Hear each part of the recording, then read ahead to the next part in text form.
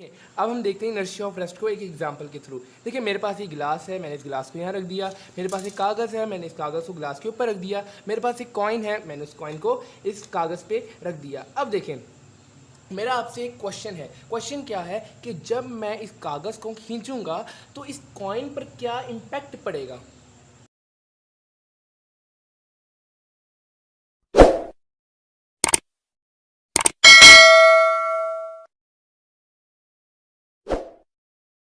अस्सलामुअलैकुम, मेरा नाम है अफ़ान और मैथ की वीडियोस तो आप लोगों ने मेरी देखी होंगी। अगर नहीं देखी तो कोई बात नहीं, आप जाके देख लें। लेकिन आज का जो हमारा टॉपिक है वो आपको जैसे कि नज़र आ रहा है कि मैंने फ़िज़िक्स लिखा हुआ है, तो डेफ़िनेटली वो फ़िज़िक्स से रिलेटेड ही होगा। तो बेसिकली आज हम जो जिस टॉपिक को डिस्कस करने वाले हैं वो बहुत ही इंपॉर्टेंट और बड़ा ही मज़े का टॉपिक है जिसका नाम है न्यूटन्स लॉ ऑफ मोशन। सो आज हम देखेंगे कि न्यूटन्स का फर्स्ट लॉ हमें क्या कहता है। वैसे तो न्यूटन के 3 लॉ है, तो हम बारी बारी करके एक करके इनको डिस्कस करेंगे। तो आज हम देखेंगे कि न्यूटन का फर्स्ट लॉ हमें क्या इरशाद फरमाता है। तो पहले मैं लिख लेता हूँ न्यूटन्स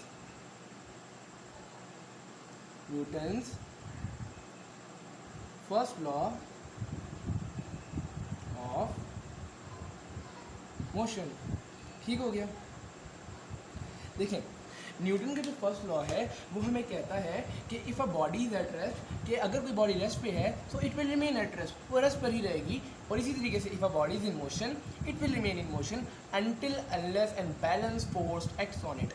अभी तो शायद आपको ये जंतर मंतर लग रहा होगा, लेकिन ये जंतर मंतर बिल्कुल नहीं है। सुनेंगे समझेंगे तो डेफिनेटली हमें आसान लगेगा। न्यूटन का फर्स्ट लॉ हमें कहता है कि अगर कोई बॉडी रेस्ट पर है, तो वो रेस्ट पर ही रहेगी। इसी तरीके से अगर कोई बॉडी मोशन में है तो वो मोशन अपनी कंटिन्यू रखेगी अनटिल, कब तक, जब तक उस पर कोई फोर्स लगे ना, जब तक कोई फोर्स उसे रोकना ना चाहे, या फिर जब तक फोर्स उसे कोई धकेल के उसे मोशन में ना लाना चाहे। तो पहले मैं इसकी डेफिनेशन लिखता हूँ, उसके बाद हम इसके एक एक पार्ट को डिस्कस करते हैं। If a body is at rest, अगर कोई बॉडी रेस्ट पे है, it will remain at rest, वो रेस्ट पर ही रहेगी। It will remain at rest. ठीक हो गया। इसी तरीके से ये हमारे पास बेसिकली फर्स्ट पार्ट है, लेकिन हम डेफिनेशन लिखेंगे तो पूरे लिखेंगे। एंड इसी तरीके से इफ़ अ बॉडी, अगर कोई body is in motion, motion में है, मोशन कर रही है, मोशन परफॉर्म कर रही है, so it will remain in motion, वो मोशन अपनी कंटिन्यू रखेगी। कब तक? अनटिल अनलेस अनबैलेंस फोर्स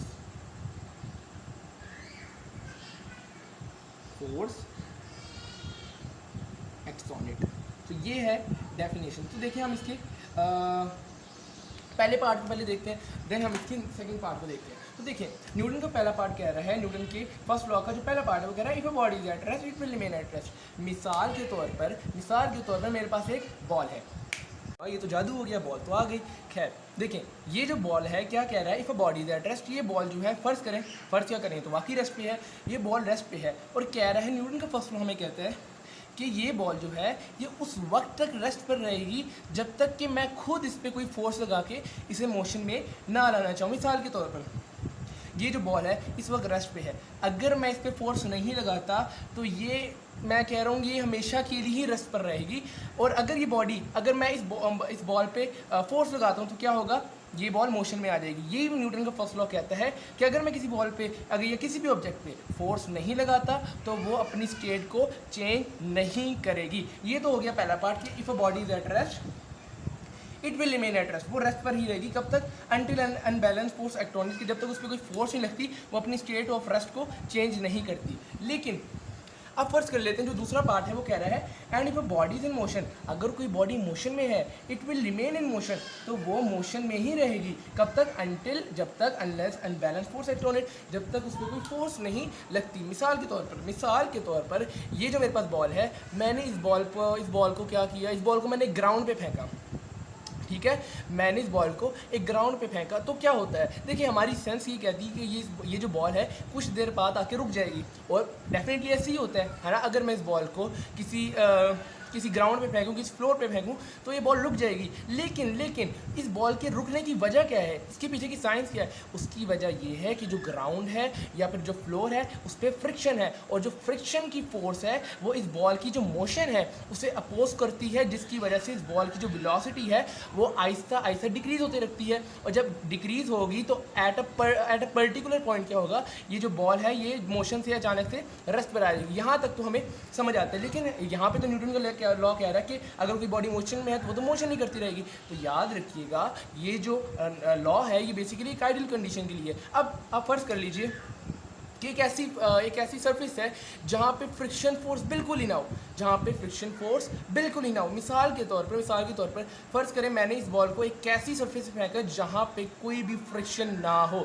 जहाँ पे बिल्कुल भी फ्रिक्शन की फोर्स ना हो, तो क्या होगा? मैं आपको कह रहा हूँ, बल्कि मैं नहीं, न्यूटन का लॉ आपको कह रहा है कि ये बॉल उस वक्त तक अपनी मोशन को कंटिन्यू रखेगी जब तक कि हम खुद इस पर कोई फोर्स लगा के इसे रोकना ना चाहें। अब इसकी मिसाल क्या हो सकती है? इसकी मिसाल आप ये समझिए कि एक स्पोर्ट है, जिसका एक स्पोर्ट गेम है, क्या नाम है उसका, आई थिंक वो स्कीइंग है, या फिर आपने अगर डोरेमोन आपने देखे हैं तो उसके अंदर क्या होता है, वो एक गेम खेलते हैं जो कि बर्फ़ में खेली जाती है, स्कीइंग उसका नाम है। तो वो क्या होता है, उसके अंदर वो उन्होंने सारे जो भी उस गेम के इक्विपमेंट्स हैं वो उन्होंने लगाए होते हैं, फिर वो अपनी वो जो स्पोर्ट है वो परफॉर्म कर रहे होते हैं। लेकिन फ़र्ज़ करें कि मैंने वो जितने भी इक्विपमेंट्स हैं वो नहीं लगाए हुए, और अगर मैं वो उस बर्फ़ के जो इलाका है जहाँ पे स्पोर्ट खेला जाता है वहाँ चला गया, तो मैं कह रहा हूँ जो न्यूटन का लॉ है वो आपको कह रहा है कि मैं उस फ्लोर पे अपनी, अगर मैं चल रहा हूँ तो मैं अपनी मोशन को कंटिन्यू रखूँगा, मैं अपने आप को रोक नहीं सकूँगा। यही तो न्यूटन का फर्स्ट लॉ कह रहा है हमें कि अगर हम कोई ऐसी सरफेस को इमेजिन करें जहाँ पे फ्रिक्शनल फोर्स बिल्कुल भी ना हो, तो वहाँ पर कोई भी बॉडी अगर मूव कर रही है तो वो उस वक्त तक मूव करेगी जब तक कोई बाहर से फोर्स आके उसे रोकना ना चाहे। तो ये था न्यूटन का फर्स्ट लॉ। होपफुली आपको अच्छी तरीके से समझ आया होगा, अगर नहीं आया तो फिर भी मुझे बताइएगा। अब हम चलते हैं किसकी तरफ चलते हैं, अब हम चलते हैं इनर्शिया की तरफ। मैंने यहाँ लिख दिया इनर्शिया, तो देखते हैं अब इनर्शिया क्या होता है। इनर्शिया क्या है? इनर्शिया एक प्रॉपर्टी है। किसकी प्रॉपर्टी है? किसी भी बॉडी की प्रॉपर्टी है। इसकी डेफिनेशन क्या है? Inertia is a property of a body due to which it resist its state of rest और यूनिफॉर्म मोशन। देखिए पहले डेफिनेशन लिखता हूँ, उसके बाद मैं आपको इसके बारे में समझाऊंगा। देखिए क्या है इनर्शिया। इनर्शिया क्या है? इज अ प्रॉपर्टी, किसी भी बॉडी की प्रॉपर्टी है, is a property of a body due to, जिसके जरिए इट रेजिस्ट, ये रेजिस्ट करती है इट्स स्टेट ऑफ रेस्ट, अपनी स्टेट ऑफ रेस्ट को, और यूनिफॉर्म मोशन। यानी अगर कोई बॉडी एक कांस्टेंट वेलोसिटी से मूव कर रही है तो उसको ये अपोज करती है। अब मैं आपको बताता हूँ, आपको अभी फिलहाल समझ शायद ना आए, लेकिन जब मैं बताऊँगा तो इंशाल्लाह आपको समझ आ जाएगी। देखिए इनर्शिया क्या है? इनर्शिया किसी भी बॉडी की एक ऐसी प्रॉपर्टी है जिसके ज़रिए अगर बॉडी पे कोई सडन चेंज आता है तो आपकी जो बॉडी है या फिर कोई भी बॉडी है वो अपनी स्टेट को रेजिस्ट करती है। मिसाल के तौर पर अगर कोई बॉडी रेस्ट पर है तो वो चाहती है कि वो रेस्ट पर रहे। अगर कोई बॉडी रेस्ट पर है तो वो चाहती है कि वो रेस्ट पर है। इसी तरीके से अगर कोई बॉडी मोशन में है तो वो चाह रही है कि वो मोशन में रहे। अब देखें इनर्शिया जो है ना, इनर्शिया वो दो किस्म के होते हैं। एक होता है इनर्शिया ऑफ रेस्ट, एक मिनट मैं इसको लिखता हूँ दूसरी, हाँ, एक होता है इनर्शिया ऑफ रेस्ट और एक होता है इनर्शिया ऑफ मोशन। ठीक हो गया। अब हम इसको एक एक करके समझेंगे तो इंशाल्लाह हमें ज़रूर समझ आएगी। देखिए inertia of rest, inertia of rest कहते हैं कि अगर कोई बॉडी रेस्ट पर है और अगर इस पर कोई फोर्स अप्लाई की जाए या उस पर कोई सडन चेंज आए इसकी स्टेट पे, तो वो बॉडी अपनी स्टेट ऑफ रेस्ट को रेजिस्ट करती है। अब मैं आपको इसको एक मिसाल के ज़रिए समझाऊंगा तो इंशाल्लाह आपको ज़रूर समझ आ जाएगी। इनर्शिया ऑफ रेस्ट को एक एग्जांपल के थ्रू समझेंगे। देखें मेरे पास एक गिलास है, ये मैंने इस गिलास को यहाँ रख दिया। मेरे पास एक कागज़ है, मैंने इस कागज़ को गिलास पे रख दिया। और मेरे पास एक कॉइन है जो कि मैंने कागज़ पे रख दिया। अब मेरा आप लोगों से एक क्वेश्चन है, क्वेश्चन ये है कि जब मैं इस कागज़ को खींचूंगा तो इस कॉइन पर क्या इम्पैक्ट पड़ेगा। जब मैं इस कागज़ को खींचूंगा तो इस कॉइन पर क्या इम्पैक्ट पड़ेगा। तो आप में से कहेंगे कुछ कि कागज़ के साथ मूव करेगा और आप में से कुछ कहेंगे कि ये अपनी जगह स्टेबल रहेगा। तो जो आपका आंसर है वो आप मुझे कमेंट बॉक्स में ज़रूर बताइएगा। लेकिन अभी हम क्या करेंगे, हम इसे एक्सपेरिमेंटली परफॉर्म करेंगे और फिर इसका कंक्लूजन देख के इसकी लॉजिक को समझेंगे। तो देखें, जब मैं इसे खींचता हूँ तो आप लोगों ने बताना है कि इसके साथ क्या होता है। तो 1 2 3।